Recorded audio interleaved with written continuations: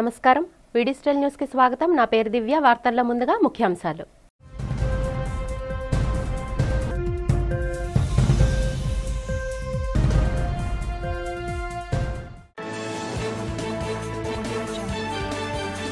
త్వరలో ఉద్యోగులకు కేంద్రం కొత్త పెన్షన్ పథకం కూటమిలో ఉండటం వల్ల రాష్ట్రానికి ఎన్నో సాధించామని తెలిపిన ఎంపీ శ్రీ భరత్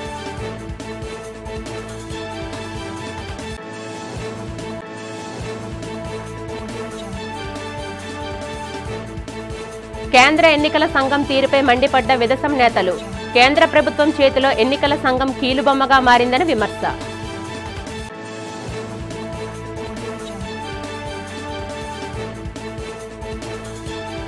క్రీడాకారులకు వసతులు కల్పిస్తున్నామని తెలిపిన ప్రభుత్వ విప్ గణబాబు నియోజకవర్గంలో పలుచోట్ల మైదానాలు స్టేడియంలు నిర్మిస్తామని వెల్లడి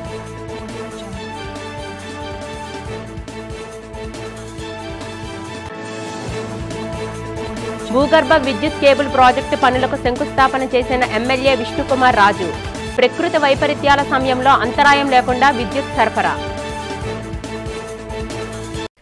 బంగాళాఖాతంలో అల్పపీడనం ఇంకా కొనసాగుతుందని విశాఖ తుఫాన్ హెచ్చరిక కేంద్రం అధికారి తెలిపారు.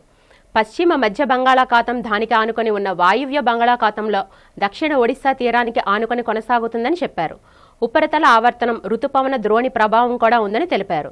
దీనికి కారణంగా ఉత్తర కోస్తా దక్షిణ కోస్తా ఆంధ్ర రాయలసీమలో తీరం వెంబడి గంటకు 40 నుండి 50 కిలోమీటర్ల వేగంతో బలమైన ఈదురుగాలులు వీచే అవకాశం ఉందని చెప్పారు. భారీ నుంచి అతి భారీ వర్షాలు 1-2 చోట్ల తేలికపాటి నుంచి ఒక మోస్తారు వర్షాలు ఉరుములతో కూడిన జల్లులు అనేక ప్రాంతాల్లో కురిసే అవకాశం ఉందని తెలియజేశారు. సముద్రం అల్లకల్లోలంగా ఉండడంతో మత్స్యకారులు ఎవరూ చేపల వేటకు వెళ్లరాదని హెచ్చరించారు. పశ్చిమ మధ్య బంగాళాఖాతం దానికి ఆనుకుని ఉన్న వాయువ్య బంగాళాఖాతంలో ఉన్న నిన్నటి అల్పపీడనం ఈరోజు వాయువ్య బంగాళాఖాతం మరియు దానికి ఆనుకుని ఉన్న పశ్చిమ మధ్య బంగాళాఖాతం అనగా దక్షిణ ఒడిశా ఉత్తర కోస్తా ఆంధ్రప్రదేశ్ తీరాల వెంబడి అల్పపీడనంగానే కొనసాగుతుంది. దీనికి అనుబంధంగా ఉపరితల ఆవర్తనం 7.6 కిలోమీటర్ల ఎత్తు వరకు కొనసాగడంతో పాటు దక్షిణ దిశకు వంగి ఉన్నది. ఇది రాబోయే 24 గంటల్లో పశ్చిమ వాయువ్య దిశలో పయనించి దక్షిణ ఒడిశా ఉత్తర కోస్తా ఆంధ్రప్రదేశ్ తీరాల గుండా పయనించే అవకాశం కనిపిస్తుంది. మరియు రుతుపవన ద్రోణి ఈరోజు బికనేర్, బనస్థలి, గుణ, దామోలి, బిలాస్పూర్, కళింగపట్నం నుండి అల్పపీడన ప్రాంతం మీదుగా పయనిస్తుంది. మరియు నిన్న ఉన్న తూర్పు పడమర ఉపరితల ద్రోణి ఈరోజు మధ్య బంగాళాఖాతం నుండి ఈశాన్య అరేబియా సముద్రం వరకు విస్తరించి ఉన్నది. అనగా ఈ అల్పపీడన ప్రాంతం మీదుగా తెలంగాణ, ఉత్తర మహారాష్ట్ర, దక్షిణ గుజరాత్ మీదుగా 1.5 నుంచి 3.1 కిలోమీటర్ల ఎత్తు వరకు విస్తరించి ఉండటంతో పాటు దక్షిణ దిశకు వంగి ఉన్నది. నిన్న ఉత్తరప్రదేశ్ పరిసర ప్రాంతాల్లో ఉన్న ఉపరితల ద్రోణి ఈరోజు లెస్ మార్క్ అయింది. వైసీపీ అధినేత జగన్మోహన్ రెడ్డి తీరుపై విజయనగరం ఎంపీ కలిశెట్టి అప్పలనాయుడు తీవ్రస్థాయిలో విరుచుకుపడ్డారు. సీఎం చంద్రబాబుపై జగన్ చేసిన వ్యాఖ్యలను ఖండించారు. నగరంలో టీడీపీ జిల్లా కార్యాలయంలో జరిగిన మీడియా సమావేశంలో ఆయన మాట్లాడుతూ చంద్రబాబు వయసు పాలన గురించి మాట్లాడే నైతిక హక్కు జగన్కి లేదన్నారు. ప్రజాస్వామ్యాన్ని ఖూనీ చేసిన గనుడు జగన్ రెడ్డిని విమర్శించారు. కరుడుగట్టిన ఆర్థిక నేరస్తుడు నీతులు వల్లించడం దెయ్యాలు వేదాలు వల్లించినట్లుగా ఉందని ఎద్దేవా చేశారు. 30 సంవత్సరాల తర్వాత పులివెందుల్లో ప్రజాస్వామ్యబద్ధంగా ఎన్నికలు నిర్వహించిన ఘనత తమ ప్రభుత్వానికే దక్కుతుందని అప్పలనాయుడు చెప్పారు. పులివెందుల ఒంటిమిట్ట స్థానాలను తమ పార్టీ కైవసం చేసుకోవడం ఖాయమని ధీమా వ్యక్తం చేశారు. ఈరోజు వైకాపా రాష్ట్ర అధ్యక్షుడు మాజీ ముఖ్యమంత్రి జగన్మోహన్ రెడ్డి వారు ప్రెస్ మీట్లో గౌరవ ముఖ్యమంత్రి చంద్రబాబు నాయుడు గారి పట్ల ఒక అభ్యంతరకరమైన వ్యాఖ్యలు చేశారు. దీనిని మీ ద్వారా నేను ఖండిస్తున్నాను. ఎందుకంటే ఆయన వయసు కోసం మాట్లాడుతున్నాడు. గతంలో కూడా చెప్పాం, చంద్రబాబు నాయుడు గారు పరిపాలన కోసం కానీ ఆయన వయసు కోసం కానీ లేకపోతే ఆయన పనితీరు కోసం కానీ మాట్లాడే హక్కు హరకత మీకు లేదు. ఎందుకు చెప్తున్నానంటే ఈరోజు 75 సంవత్సరాలు ఉన్న చంద్రబాబు నాయుడు గారు నవయువకుడిలాగా ఈరోజు పరిపాలన చేసి యావత్తు దేశానికి ఒక ఆదర్శవంతంగా పరిపాలన చేస్తున్నారు.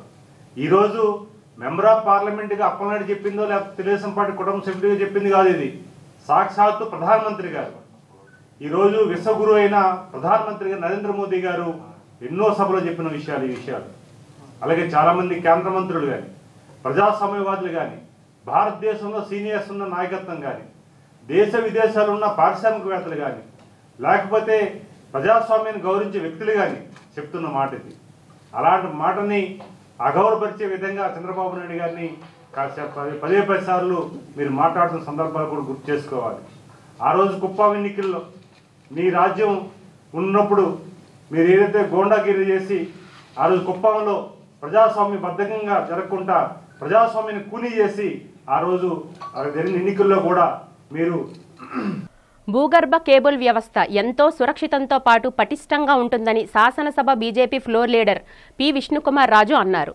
ఏపీ ఈపీడీసీఎల్ జోన్ 2లో గల మాధవధార అంబేద్కర్ కాలనీలో భూగర్భ విద్యుత్ కేబుల్స్ ప్రాజెక్టు పనులకు ఆయన శంకుస్థాపన చేశారు. ఈ ప్రాజెక్టును 68 కోట్ల రూపాయల వ్యయంతో చేపట్టినట్లు విష్ణుకుమార్ రాజు తెలిపారు. ఈ ప్రాజెక్టు వలన ప్రకృతి వైపరీత్యాలు సంభవించినా అంతరాయం లేకుండా విద్యుత్ సరఫరా చేయడం సాధ్యపడుతుందన్నారు. 51వ ward corporator Royya Venkataramana, zone 2 electrical EE BK Naidu మాట్లాడుతూ విద్యుత్ కేబుల్ ప్రాజెక్టు వల్ల ప్రజలకు ఎన్నో ప్రయోజనాలు చేకూరుతాయన్నారు. ఎలాంటి పరిస్థితులు ఎదురైనా నిరాటంకంగా ప్రజలకు విద్యుత్ సరఫరా చేయడానికి ఈ వ్యవస్థ ఉపయోగపడుతుందని చెప్పారు. కార్యక్రమంలో కూటమి నాయకులు, ఎలక్ట్రికల్, జీవీఎంసీ అధికారులు పాల్గొన్నారు.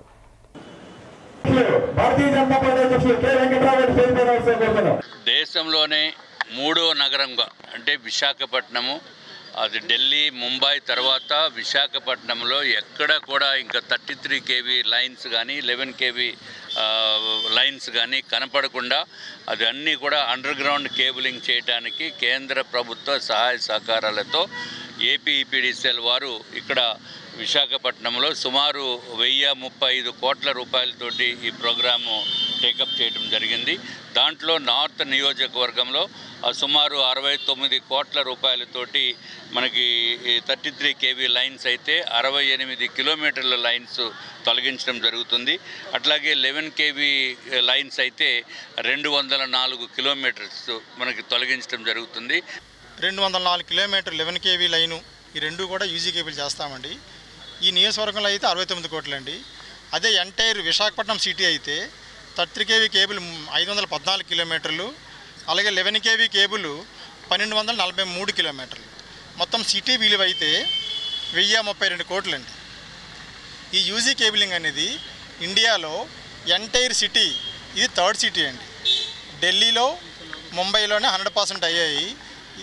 దిస్ ఈజ్ 3rd సిటీ అండి. మిగతా సిటీస్లో అయ్యాయి కానీ కొంత పర్సంటేజ్ అయ్యాయి.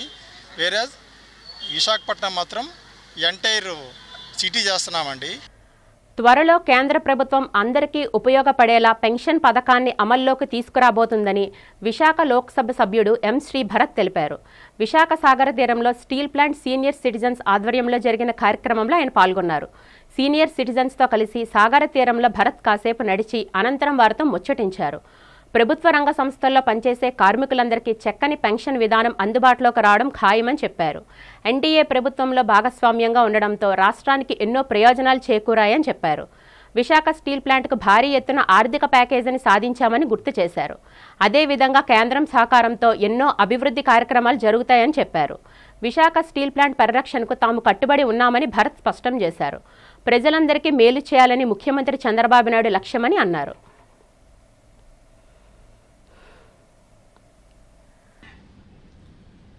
So, those who are observing from afar, those who have the wisdom, you also have the power to communicate. అది మీరు చేయాలని నేను కోరుతున్నాను.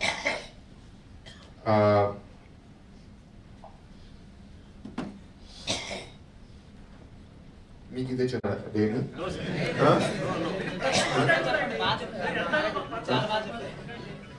So I'll come back to that. So ఇప్పుడు జస్ట్ అందరు పెన్షనర్స్, RINL పెన్షనర్స్ ఒకరే కాదు, అది EPS 95 నేషన్ వైడ్ ఇష్యూ, చాలా మంది సఫర్ అవుతున్నారు. దాని మీద మేము గ్రీవెన్స్ మొన్నే మళ్ళీ లేబర్ మినిస్టర్ గారి దగ్గర వెళ్ళడం జరిగింది. He has assured that government దీని మీద ఒక పాజిటివ్ స్టాన్స్ తీసుకుంది. త్వరలో అందరికీ ఒక మినిమం పెన్షన్ అంటే 750 రూపాయలు 1000 రూపాయలు ఇట్లా కాకుండా ఒక మినిమం పెన్షన్ అందరికీ ఫ్లోర్ పెడదామని and based on the each individual organisation what you deserve కొంచెం హైయర్ కూడా వెళ్తుంది కాబట్టి దాన్ని త్వరలో అనౌన్స్ చేస్తానని చెప్పారు. Whatever is there to be done will continue on that also అండి. సో ఇది మీతో షేర్ చేద్దాం అనుకున్నాను. ప్రాబ్లం ఇప్పుడు ఏంటంటే ఇంత మెజారిటీతో గెలిస్తే చాలా మంది అన్ని చేసేద్దాం అనుకుంటాం. మేము అన్ని చేయలేము. మేమేంటి మేము we are messengers, we are not decision makers. Decision makers are executives. మేమేంటి we are part of the legislative, member of parliament, member of legislative assembly. Ministers are the executive. ఇవాళ మనకి ఇండియాలో భాగంలో ఉండడం వల్ల చాలా విషయాలు వేగంగా చేయగలుగుతాం. ఎన్నో ఏళ్ళ నుంచి జరగని అది స్టీల్ ప్లాంట్ ప్యాకేజ్ అవనివ్వండి, రైల్వే జోన్ అవనివ్వండి, ఇవాళ ఈ పెన్షన్ ఇష్యూ అవనివ్వండి. Because of this particular political environment in the country Andhra రాష్ట్రానికి చాలా ఇష్యూస్ మనం రిజాల్వ్ చేసుకోగలుగుతాం. That is our responsibility. మీ అందరిది కోరేది ఏంటి అంటే ఒక మంచి సమాజం నేను కొన్ని ఉన్నాయి. ఒక మంచి సమాజాన్ని కాపాడుకోవడానికి తీర్చిదిద్దడానికి మీ వంతు కృషి మీ అందరూ చేయాలని మీకు. భారత్ ఎన్నికల సంఘం తీరుపై విస్తృత దళిత సంఘాల ఐక్యవేదిక నేతలు నిరసన వ్యక్తం చేశారు. విదసం ఆధ్వర్యంలో జీవీఎంసీ ఎదురుగా ఉన్న గాంధీ విగ్రహం వద్ద ఆందోళన నిర్వహించారు. ఈ సందర్భంగా విదసం నేత కొత్తపల్లి వెంకటరమణ, న్యాయవాది పలక శ్రీరామ్మూర్తి మాట్లాడారు. కేంద్ర ప్రభుత్వం ఎన్నికల సంఘాన్ని తన గుప్పెట్లా పెట్టుకుందని ఆరోపించారు. ప్రజాస్వామ్య వ్యవస్థలో ఎంతో విలువైన ఓటు హక్కును ఎన్నికల సంఘం మాయం చేయడంపై తీవ్ర విస్మయం వ్యక్తం చేశారు. మా ఓటు జరభద్రం, చోరీ కానివ్వకండి, ఓట్లు చోరీపై ప్రజలకు సమాధానం చెప్పాలని భారత్ ఎన్నికల కమిషనర్ నిలదీశారు. ఓటర్ల హక్కులను ఎస్ఐఆర్ పేరుతో కాలరాయడం రాజ్యాంగ స్ఫూర్తిగా విరుద్ధమని మండిపడ్డారు. కర్ణాటక ఓటర్ల జాబితాలో వేల సంఖ్యలో బయటపడ్డ నకిలీ ఓటర్లపై ప్రజలకు సమాధానం చెప్పాలని కొత్తపల్లి వెంకటరమణ, శ్రీరామ్మూర్తి డిమాండ్ చేశారు.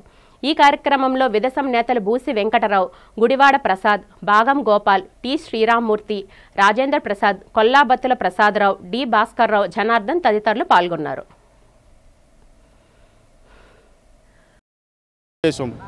ఈ భారతదేశంలో ప్రతి వ్యక్తికి కూడా 18-19 సంవత్సరాలు నిండిన వ్యక్తికి కూడా ఓటు హక్కు బాబాసాహెబ్ అంబేద్కర్ రాజ్యాంగం ద్వారా ఇచ్చాడు. అలాంటి ఓటుని ఈరోజు ఎలక్షన్ కమిషను కుక్క చెంపిన విస్తరలా తయారు చేసింది. ఈరోజు ప్రతి పౌరుడు కూడా అనుమానం వస్తుంది, నా ఓటుని నిజంగా ఏ పార్టీకి వేస్తున్నా అది గెలుస్తుందా లేదా అనుమానం వస్తుంది. ఇది ఎప్పటి నుంచి స్టార్ట్ అయిందంటే ఈ ఈవీఎంలు మనకొద్దు, బ్యాలెట్టే ముద్దు. అమెరికా దేశం లాంటిది కూడా ఈరోజు బ్యాలెట్ వాడుతూ ఉంటే మన దేశంలో ఈవీఎంలు ఎందుకు వాడుతున్నాం? ఈవీఎం రద్దు చేయమని ఎప్పుడు 2014 తర్వాత మేధావులు అందరూ కూడా చెప్తున్నారు ఈవీఎంల వల్ల నష్టం జరుగుతుంది, ట్యాంపరింగ్ జరుగుతున్నాయి, ఇవన్నీ చెప్తూ ఉన్నారు. అయితే ఈ ఈవీఎంలే కొనసాగిస్తున్నది. ఎలక్షన్ కమిషన్కి ఏమడిగారు? ప్రజలు అడిగారు, మేధావులు అడిగారు, సుప్రీంకోర్టు లాయర్లు అడిగారు. దీని నిరసన ఇప్పుడు దేశవ్యాప్తంగా ఉంది. ప్రపంచ దేశాల్లో ఈవీఎంలో మాయ జరుగుతుందని చాలామంది నిపుణులు చెప్తూ ఉన్నారు.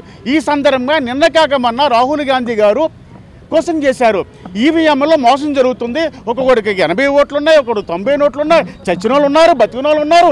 ఇప్పుడే చెప్తున్నాను నాకు 124 సంవత్సరాలు ఒక వ్యక్తి ఇక్కడికే ఉన్నాడు. కారణం ఏంటంటే ఎలక్షన్ కమిషన్ ప్రజలకు సమాధానం చెప్పాలి. పార్టీలకి ఇప్పుడు రాహుల్ గాంధీ అడిగింది ఏంటి? ప్రజాస్వామ్యబద్ధంగా ఒక ప్రతిపక్ష నేతగా అడిగేటప్పుడు సమాధానం చెప్పకుండా 300 మంది ఎంపీలు మీరు అరెస్ట్ చేస్తారా అని 300 మంది ఎంపీలు అరెస్ట్ చేస్తున్నారంటే ఈ ప్రజాస్వామ్యం ఎట్టుపోతుంది.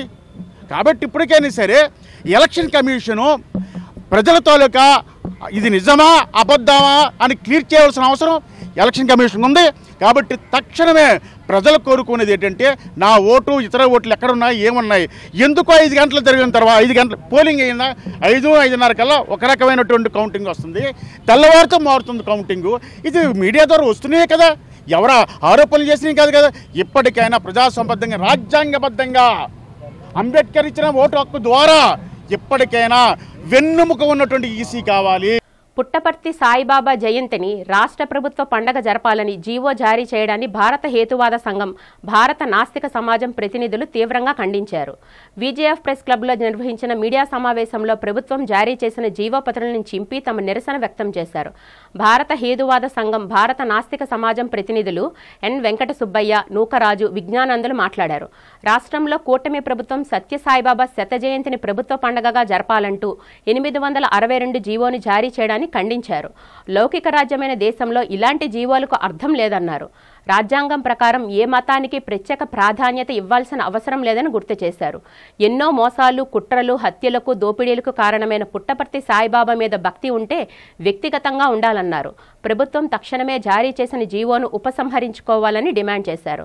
పుట్టపర్తి సాయిబాబా శత జయంతిని రాష్ట్ర పండగ జరపరాదని అన్నారు. పాలనలో ఎక్కడ మతపరమైన ఆచార వ్యవహారాలు పాటించకూడదు, అందుకోసం ప్రభుత్వం 5 పైసలు కూడా ఖర్చు పెట్టకూడదు అనేది లౌకికవాదం యొక్క ప్రధాన ఉద్దేశం. అయితే ఈరోజు పాలకులు ఆ మాటను మర్చిపోయారు. మీకు తెలుసు, మన దేశ ప్రధాని పార్లమెంటు నూతన భవనం ప్రారంభమప్పుడు 100 మంది బేతాళ మాంత్రికులను తీసుకొచ్చి వాళ్ళకి సాష్టాంగపడ్డాడు. మన 150 కోట్ల దేశ జనాభాని వాళ్ళకి సాష్టాంగపడినట్లుగా చేసి మన అవమానపరిచాడు. 1955లో నెహ్రూ ప్రధానిగా ఉన్నప్పుడు నాగార్జున సాగర్ డ్యామ్ శంకుస్థాపనకు వచ్చి ఆయన ఎక్కడ కూడా పూజలు, పునస్కారాలు, బ్రాహ్మణులు మతపరమైన ఆచారాలు చేయలే. టెంకాయ కొట్ల దీపం వెలిగించి జాతికి అంకితం చేస్తూనే ఆధునిక దేవాలయాన్ని అన్నాడు. అలా ఉండాలి పాలకులు అనేవాడు. అయితే ఈరోజు మన పాలకులు దాన్ని మర్చిపోయారు. రాజ్యాంగంలో రాసుకున్న సెక్యులరిజాన్ని మర్చిపోయారు. ఆర్టికల్ 51 AHలో మనం రాసుకున్నాం. 1976లో ఇందిరాగాంధీ 42వ రాజ్యాంగ సవరణ ద్వారా ప్రవేశపెట్టింది. ఏమిటంటే ఆర్టికల్ 51 AHలో ప్రసిద్ధ తత్వాన్ని పెంచాలి, శాస్త్రీయ ఆలోచన పెంచాలని రాసుకున్నాం. దాన్ని మర్చిపోయారు. దాన్ని మర్చిపోయి ఈరోజు మన పాలకులు వాళ్ళు ఇష్టం వచ్చినట్టుగా సొంత ఆచారాలని ప్రభుత్వ పరంగా చేస్తున్నారు. ఈరోజు పుట్టపర్తి సాయిబాబా శత దినోత్సవాన్ని మన ఆంధ్రప్రదేశ్ గవర్నమెంట్ ప్రభుత్వ పండుగ చేయాలని నిర్ణయించుకుంది. క్రీడాకారులకు తన నియోజకవర్గంలో తగిన మౌలిక వసతులు కల్పించేందుకు అధిక ప్రాధాన్యత ఇస్తున్నానని విశాఖ పశ్చిమ నియోజకవర్గ శాసనసభ సభ్యులు, ప్రభుత్వ విప్ గణబాబు తెలిపారు. అన్ని రకాల క్రీడాకారులు నిత్యం సాధన చేసుకునేందుకు వీలుగా అన్ని చర్యలు తీసుకుంటున్నానని చెప్పారు. డిజిటల్ న్యూస్తో ఆయన మాట్లాడుతూ క్రీడాకారులతో పాటు వాకర్స్ కూడా పలు వసతులు కల్పిస్తున్నట్లు తెలియజేశారు. తాను చదువుకున్న జెడ్పీ హైస్కూల్ ప్రాంగణంలో క్రీడాకారుల కోసం చక్కటి స్థలాన్ని నిర్మించానని సంతృప్తి ఉందన్నారు. తన నియోజకవర్గంలో పలు ప్రాంతాల్లో పలు క్రీడలకు అవసరమైన ఆట స్థలాలు, ఇండోర్ స్టేడియంలు త్వరలో నిర్మించనున్నట్లు చెప్పారు. తన నియోజకవర్గానికి చెందిన క్రీడాకారులు క్రీడల్లో రాణించాలని తన సంకల్పమని గణబాబు స్పష్టం చేశారు. ముఖ్యమంత్రి చంద్రబాబు నాయుడు కూడా రాష్ట్రంలో క్రీడల అభివృద్ధికి ఎంతో ప్రాధాన్యత ఇస్తున్నారని చెప్పారు. ఇప్పుడు దాన్ని ఖాళీగా ఉన్న గ్రౌండ్ను కూడా ఏ విధంగా అభివృద్ధి చేస్తున్నారు, ఎన్ని స్లాట్స్ కింద పెడుతున్నారు సార్? గోపాలపట్నం క్రీడా మైదానం నేను చదువుకున్నటువంటి స్కూలు. ఆ స్కూలు మైదానంలో మనం మైదానం ఏర్పాటు చేసే నాటికి అదొక పెద్ద తోట, భూమిలా ఉండేది. వాటర్ బాగా స్టాగ్న్ అయ్యేటువంటి పరిస్థితి. అదొక చెరువు మాదిరిగా ఉండేది. కొండ వాటర్ కూడా వచ్చి అక్కడ ఎక్కువగా ఓటర్లు వచ్చేటువంటిది. ఆ తర్వాత నేను జడ్పీటీసీగా కానీ మొదటిసారి శాసనసభ్యులు ఉండేటప్పుడు ఆ గ్రౌండ్ని ఫిల్ చేసి తర్వాత ఒక ఆడిటోరియం కట్టి అది క్రీడా మైదానంగా తయారు చేయడం, చిన్న గ్యాలరీ కట్టడం అనేది జరిగింది. ఆ తర్వాత కాలంలో 2014లో మళ్ళీ శాసనసభ్యుని అయినాక ఇండోర్ స్టేడియం కూడా నిర్మాణం చేసుకున్నాం. అయితే వర్షాకాలం వచ్చేటప్పుడు ఆ 2-3 నెలలు ఆడేటువంటి వారికి ఇబ్బంది ఉండింది. ఎవరు కూడా ఆడే పరిస్థితి లేదు. ఎందుకంటే వాటర్ వర్షం తగ్గినా కూడా ఒక 10 రోజులు 15 రోజులు అక్కడి నుంచి ఓటర్లు వచ్చేవి న్యాచురల్గా. సో దాన్ని ఎక్కడైనా పైప్ లైన్ లీకేజా లేకపోతే ఎక్కడి నుంచి వాటర్ వస్తుందనేది చాలాసార్లు జియాలజిస్టులు కానీ ఇతరత్ర అనేక మందిని తీసుకొచ్చిన ఆ పరిష్కారం దొరకల. చుట్టూ డ్రైన్ నిర్మాణం చేసినాక కొంత కంట్రోల్ అయింది. కానీ అయినా శాశ్వత పరిష్కారం కోసం ఇటీవల కాలంలో ఆంధ్ర యూనివర్సిటీ నుంచి ప్రొఫెసర్స్ని తీసుకొని రావడం జరిగింది. ప్రముఖ సినీ దర్శకుడు హిచ్ కాక్ రూపొందించిన చిత్రాలన్నీ ఆణిముత్యాలేనని వైజాగ్ ఫిలిం సొసైటీ ప్రతినిధులు కొనియాడారు. హిచ్ కాక్ 126వ జయంతి సొసైటీ ఆధ్వర్యంలో విశాఖ పౌర గ్రంథాలయంలో జరిగింది. ముందుగా కాక్ చిత్రపటానికి పూలమాలలు వేసి నివాళులు అర్పించారు. ఈ కార్యక్రమంలో వైజాగ్ ఫిల్మ్ సొసైటీ ప్రతినిధులు నర్వ ప్రకాశ్రావు, కృష్ణారావు, బి చిన్నారావు, హుస్సేన్, అజయ్ కుమార్, సత్యవతి, ప్రభుదాస్, బాబురావు రెడ్డి తదితరులు పాల్గొన్నారు. ఈ సందర్భంగా వారు మాట్లాడుతూ తన చిత్రాల ద్వారా సందేశాన్నే కాకుండా కామెడీ, సస్పెన్స్, థ్రిల్లింగ్ చూపించడంలో ఆయనకి ఎవ్వరూ సాటిరారని అన్నారు. కథను ఎన్నుకోవడంలో సస్పెన్స్ ఉండేలా జాగ్రత్తలు తీసుకునేవారని చెప్పారు. అందుకే కాక్ని మాస్టర్ ఆఫ్ సస్పెన్స్ అని పిలిచేవారని తెలిపారు. అనంతరం కాక్ దర్శకత్వంలో రూపొందించిన నార్త్ బై నార్త్ వెస్ట్ చిత్రాన్ని ప్రదర్శించారు. ఈరోజు ఆక్స్ఫర్డ్ 126వ జయంతిని పురస్కరించుకొని ఈరోజు north to north west picture వేసేవండి. అది 2 గంటలు విశాఖపట్నం లైబ్రరీ హాల్ నంబర్ 2లో ఈరోజు వేయడం జరిగింది. దాన్ని మా సెక్రటరీ గారు నర్వ ప్రకాశరావు గారు, తర్వాత వైస్ ప్రెసిడెంట్ కృష్ణారావు గారు, బాబురావు గారు, మేము అందరూ వచ్చి ఈ పిక్చరు 6 గంటలకు స్టార్ట్ చేసామండి. 2 గంటల పిక్చరు. Okay, thank you. ఈ సినిమా అంటే ఓల్డ్ పిక్చరు, క్రైమ్ క్షణక్షణం మీకు ఏమిటా అన్నదే మీకు తెలుస్తుందండి. అందువల్ల ఈ పిక్చరు వేయడం జరిగింది. 126వ జయంతిని పురస్కరించుకొని ఆక్స్ఫర్డ్ సినిమా పేరు నార్త్ టు నార్త్ వెస్ట్. ఇది 50 సంవత్సరాలు ఎంత అవుతుందండి? 50 ఇయర్స్ క్రితం ఎంత ఓపెన్ చేశారు. ఇది అంటే మేము ఎప్పుడు పిక్చర్లో పాత పిక్చర్లే ఎన్నుకుంటాం. మేము కొత్తవి కాకుండా పాత పిక్చర్లు ఎన్నుకుంటాం. అది 126వ జయంతిని ఉద్దేశించి ఈరోజు ఈ పిక్చర్ వేయడం జరిగింది. Okay, thank you sir. Thank you sir. Jagan సర్కార్ చెల్లించాల్సిన బకాయిలను దశల వారీగా కూటమి ప్రభుత్వం చెల్లిస్తుందని పెందుర్తి నియోజకవర్గ శాసనసభ సభ్యులు పంచకర్ల రమేష్ బాబు తెలిపారు. తన నియోజకవర్గ పరిధిలో పంచాయతీరాజ్ శాఖలో పనులు చేపట్టిన కాంట్రాక్టర్లకు బకాయి పడిన సొమ్ములను చెల్లిస్తున్నట్లు చెప్పారు. సుజాతానగర్ క్యాంపు కార్యాలయంలో జరిగిన కార్యక్రమంలో పంచాయతీరాజ్ శాఖ అధికారులతో కలిసి బకాయి పడ్డ 41 మంది కాంట్రాక్టర్లకు తొలి విడతగా 86,27,000 రూపాయలను ప్రభుత్వం విడుదల చేసిందని చెప్పారు. ముఖ్యమంత్రిగా జగన్ ఉన్న కాలంలో లక్షలాది కాంట్రాక్టర్లకు బకాయిలు చెల్లించలేదని మండిపడ్డారు. సకాలంలో బకాయిలు చెల్లించకపోవడం వల్ల రాష్ట్రంలో అభివృద్ధి నిలిచిపోయిందని గుర్తు చేశారు. కూటమి ప్రభుత్వం జగన్ సర్కార్ కాంట్రాక్టర్లకు బకాయి పడిన సొమ్మును దశల వారీగా చెల్లిస్తుందని పంచకర్ల రమేష్ బాబు తెలిపారు. ఈ కార్యక్రమంలో కూటమి నాయకులతో పాటు అధికారులు పాల్గొన్నారు. 2014 నుంచి 19 మధ్యలో తెలుగుదేశం ప్రభుత్వంలో పనులు చేసిన చాలామంది కాంట్రాక్టర్లకి 19 తర్వాత వచ్చిన జగన్మోహన్ రెడ్డి ప్రభుత్వం బిల్లులు ఇవ్వలేదు. మరి వాళ్ళందరికీ కూడా న్యాయం చేయాలని మరి ఇప్పుడు మా కూటమి ప్రభుత్వం వచ్చిన తర్వాత అవన్నీ కూడా వెరిఫై చేసి ఫస్ట్ ఫేజ్గా 41 మంది వెండర్స్కి 86,27,577 రూపాయలు ఈరోజు రిలీజ్ చేయడం జరుగుతూ ఉంది. అంటే గత ప్రభుత్వం బాధ్యత లేకపోతే ఇదేదో పాత బకాయిలు అని చెప్పి వదిలేయకుండా గతంలో మా మాట గౌరవించి మా టైంలో 14-19 మధ్యలో చేసిన వాళ్ళందరికీ కూడా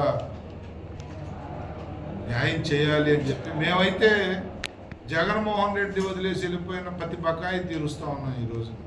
మరి గతంలో జగన్మోహన్ రెడ్డి అయితే చంద్రబాబు నాయుడు గారి ప్రభుత్వంలో బకాయిలు నాకు సంబంధం లేదని చెప్పి ఇబ్బందులకు గురి చేసిన వాళ్ళు వీళ్ళంతా కూడా ఈరోజు చాలా ఆనందంగా ప్రౌడ్గా మేము ఫీల్ అవుతూ ఉన్నాం.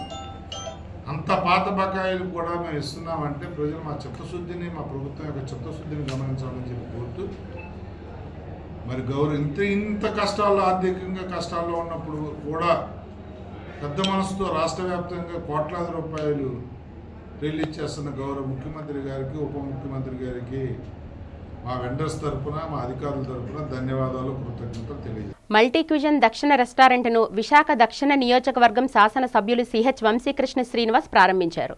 సిరిపురం జంక్షన్లోని దట్ ఐలాండ్లో రెస్టారెంట్ను ప్రారంభించారు. దక్షిణ మల్టీ క్యూజన్ రెస్టారెంట్లో వివిధ రకాల వెజ్, నాన్ వెజ్ వంటకాలు ఉంటాయన్నారు. విశాఖ వాసులకు రుచికరమైన వంటకాలను అనుభవించడానికి రెస్టారెంట్ ఓ చిరునామాగా మారుతుందని అన్నారు. దక్షిణ రెస్టారెంట్ మేనేజ్మెంట్ ప్రతినిధి మాట్లాడుతూ విశాఖపట్నం మా రెస్టారెంట్ను ఆదరించాలని కోరారు. నాణ్యతలో రాజీ పడకుండా అత్యంత నాణ్యమైన, పరిశుభ్రమైన ఆహారాన్ని ప్రజలకు అందిస్తామని తెలిపారు. దక్షిణ కిచెన్ సోదరులు శ్రీనివాస్ గారు పెట్టడం జరిగింది. దాని వల్ల ప్రారంభోత్సవం జరిగింది. సిరిపురం అనేది ఒక విశాఖపట్నం ఒక ఐలాండ్ లాంటిది. సో ఒక అద్భుతమైనటువంటి లొకేషన్లో చాలా చక్కగా నీట్గా మంచి రెస్టారెంట్ పెట్టడం జరిగింది.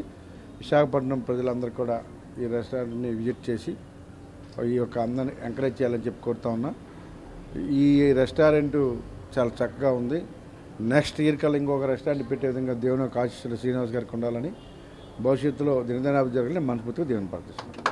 నా పేరు రూపేష్ కుమార్. ఇవాళ దత్తాలైన్ building Siripuram junction the heart of the సిటీలోని మన ఫస్ట్ ఫ్లోర్లో ఇవాళ దక్షిణ్ కిచెన్ అని కొత్తగా ఒక రెస్టారెంట్ ఓపెన్ చేసినాం. సో ఇందులో మేము టాప్ క్లాస్ షెఫ్లు కానీ అందరినీ ట్రైన్ చేసి ది బెస్ట్ ఫుడ్ ఇద్దామని మేము అందరి ముందుకు వస్తున్నాం. అండ్ మీరు వచ్చి ఇక్కడ వెరైటీ ఆఫ్ ఫుడ్స్ ట్రై చేయొచ్చు. మీకు సౌత్ ఇండియన్ ఉంటుంది, తందూరి ఉంటుంది, చైనీస్ ఉంటుంది, ఇంకా మీకు కావాల్సిన ఇండియన్ బిర్యానీస్ మీకు నచ్చిన వెరైటీస్తో ఉంటుంది. ఒకసారి విజిట్ చేయండి.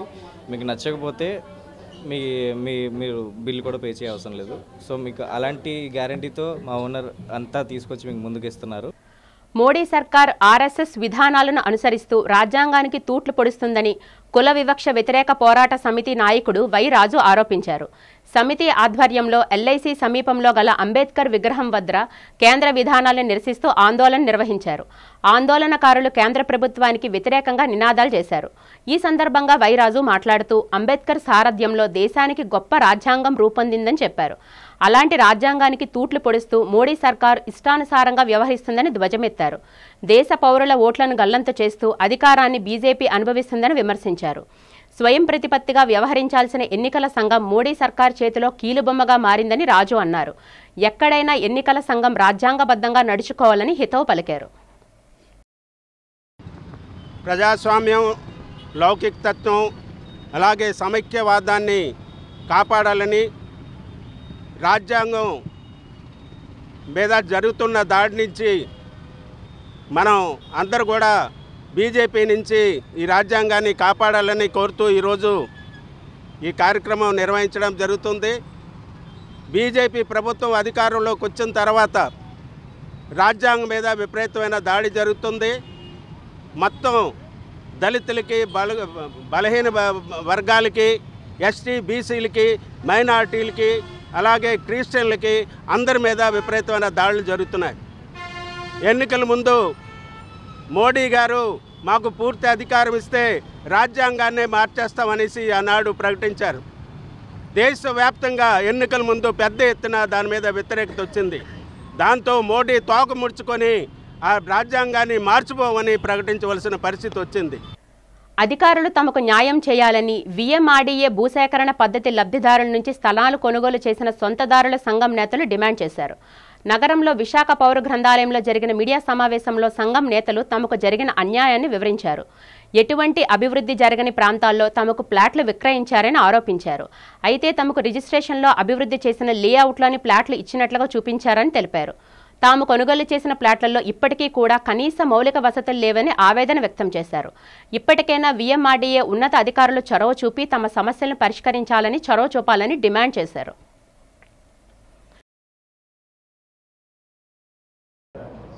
నేటి ప్రెస్ మీట్కి విచ్చేసిన ప్రింట్ మీడియా ప్రతినిధులు, ఎలక్ట్రానిక్ మీడియా ప్రతినిధులు మరియు మా ఓడా ప్లాట్ ఓనర్స్ అసోసియేషన్ సభ్యులు అందరికీ శుభోదయం. నేటి విషయం ఏమిటంటే 20 సంవత్సరాల కిందట ఓడా ల్యాండ్ ఎక్విజిషన్ అంటే భూసేకరణ టేకప్ చేసింది. ఆ టేకప్ చేసినప్పుడు సాధారణంగా భూసేకరణ చేసే ముందు వాళ్ళు ల్యాండ్ లూజర్స్కి ఇచ్చే కాంపెన్సేషన్ అనౌన్స్ చేయాలి అడ్వాన్స్గా. కానీ ఆ టైంలో మటుకు కాంపెన్సేషన్ గురించి ఎవరు ఆలోచించలేదు. భూసేకరణ మొదలుపెట్టారు. అప్పటి గవర్నమెంటు భూసేకరణ చేసి డెవలప్డ్ ప్లాట్స్ కానీ డెవలప్డ్ బల్క్ ల్యాండ్స్ కానీ అమ్మి ఆ అమౌంట్ గవర్నమెంట్కి బడ్జెటరీ సపోర్ట్కి పంపించమని కోరడం జరిగింది. భూసేకరణ అయితే చేశారు కానీ కాంపెన్సేషన్ గురించి ఎవరు ఆలోచించలేదు. రిప్రజెంటేషన్ సబ్మిట్ చేసాము, ఉడాకి వెళ్ళి కలిసాము. హానరబుల్ అసెంబ్లీలో కూడా ఈ విషయమై లోకల్ శాసనసభ్యులు అందరూ కూడా దీని మీద రైట్ చేశారు. దీని మీద గవర్నమెంట్ ఎటువంటి చర్య తీసుకోకుండా ఎప్పుడూ కూడా దీని మీద ఏంటంటే ఒక ఫ్రాడ్ జరిగింది అని ఒక మాట చెప్పేసి తప్పించేసుకుంటున్నారు. ఫ్రాడ్ చేసిన వాళ్ళు ఎవరు, వాళ్ళని శిక్షించండి, మమ్మల్ని ఎందుకు శిక్షిస్తున్నారు అన్నది మా ప్రశ్న. ఏ రకంగా లక్షలు పెట్టి కొనుక్కున్నాం మేము అని నంబర్ ఆఫ్ టైమ్స్ ఒకడ ఆఫీస్కి వెళ్ళాం, సిపిఎస్ రిప్రజెంట్ చేసాం, ఎమ్మెల్యే రిప్రజెంట్ చేసాం. ఎవరు ఏ ప్లాట్ఫారం మీద కూడా ఒక్కడు కూడా కరెక్ట్గా మాకు రెస్పాండ్ అవ్వడు. రండి మాట్లాడుతూ ఉంటారు. ఉందని చెబితే కోర్టులో కేసు వేయడానికి మమ్మల్ని ఇంక్లూడే చేయట్లేదు. అప్పటి గవర్నమెంట్ రాజశేఖర రెడ్డి గవర్నమెంట్ టైంలో బల్క్ ల్యాండ్ ఎక్విజిషన్ గురించి ఆ రెవెన్యూ సెక్షన్కి ఆదేశాలు ఇవ్వడం జరిగిందండి. ఆ రైతుల దగ్గర చాలా ల్యాండ్స్ పూలప్ చేశారు. పూలప్ చేసిన తర్వాత వాళ్ళకి కాంపన్సేషన్గా ఆ రైతుల దగ్గర పోయిన ల్యాండ్స్ కాంపన్సేషన్గా కూడా survey number 34-35 part Rushikonda village, అక్కడ ఎకరానికి 750 గజాలు చొప్పున. ప్రముఖ పుణ్యక్షేత్రమైన సింహాచలం శ్రీ వరాహలక్ష్మీ నృసింహస్వామి వారి దేవస్థానం నిర్వహిస్తున్న నిత్య అన్నదాన పథకం 36 సంవత్సరాలు పూర్తి చేసుకుని 37వ సంవత్సరంలోకి అడుగుపెట్టింది. 1989 ఆగస్టు 14న దేవస్థానం ఉద్యోగుల మొదటి విరాళంగా ₹50,000తో ఈ పథకాన్ని ప్రారంభించారు. దాతల ఉదారత, ఉద్యోగుల కృషి, భక్తుల ప్రేమ అభిమానాలతో ఈ పథకం నిరాటంకంగా కొనసాగుతుంది. లక్షలాది మంది భక్తులకు రుచికరమైన అన్నప్రసాదం అందిస్తుంది. ప్రతిరోజు వేల సంఖ్యలో భక్తులు ఈ అన్నప్రసాదాన్ని స్వీకరించి స్వామివారి కృపకి పాత్రులవుతున్నారన్నారు. 37వ సంవత్సరంలోకి అడుగుపెట్టిన సందర్భంగా ప్రత్యేకంగా భక్తులకు చక్కెర పొంగలి, బూరి, పులిహోర, రైస్, పప్పు, కూర, సాంబారుతో కూడిన రుచికరమైన అన్నప్రసాదాన్ని అందించారు. ఈ కార్యక్రమం ఆలయ కార్యనిర్వహణ అధికారి వేండ్ర త్రినాథరావు ఆదేశాల మేరకు సహాయ కార్యనిర్వహణ అధికారులు వేడ్రావు రమణమూర్తి, కె తిరుమలేశ్వరరావు, పర్యవేక్షణ అధికారి పాలూరి నరసింగరావు, సీనియర్ సహాయకులు రేవతీదేవి పర్యవేక్షణలో భక్తులకు అన్నప్రసాదం ప్రత్యేక శ్రద్ధతో పంపిణీ చేశారు. ఈ సందర్భంగా ఆలయ అధికారులు నిరంతరం సహకారం అందిస్తున్న దాతలకు హృదయపూర్వక ధన్యవాదాలు తెలిపారు. దాతల సహకారం వల్లే ఈ పవిత్రమైన కార్యక్రమం 36 ఏళ్లుగా నిరాటంకంగా కొనసాగుతుందని వారు తెలిపారు.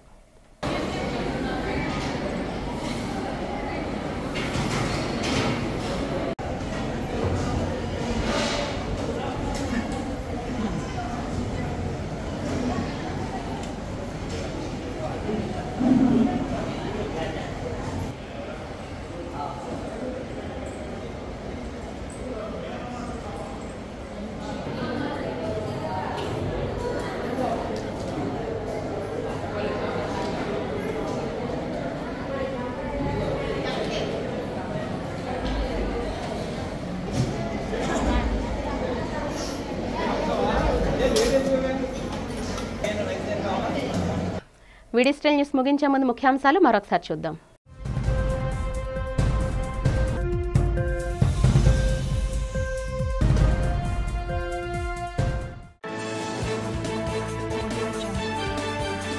త్వరలో ఉద్యోగులకు కేంద్రం కొత్త పెన్షన్ పథకం.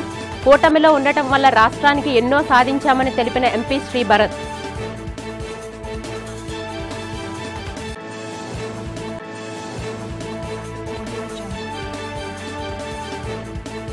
కేంద్ర ఎన్నికల సంఘం తీరుపై మండిపడ్డ విదసం నేతలు.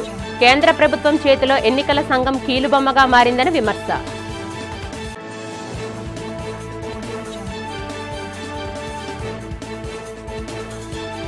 క్రీడాకారులకు వసతులు కల్పిస్తున్నామని తెలిపిన ప్రభుత్వ విప్ గణబాబు. నియోజకవర్గంలో పలుచోట్ల మైదానాలు, స్టేడియంలు నిర్మిస్తామని వెల్లడి.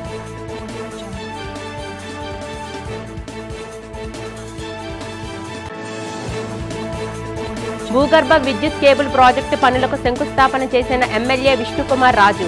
ప్రకృతి వైపరీత్యాల సమయంలో అంతరాయం లేకుండా విద్యుత్ సరఫరా. ఈ వార్తలు ఇంతటితో సమాప్తం. నమస్కారం.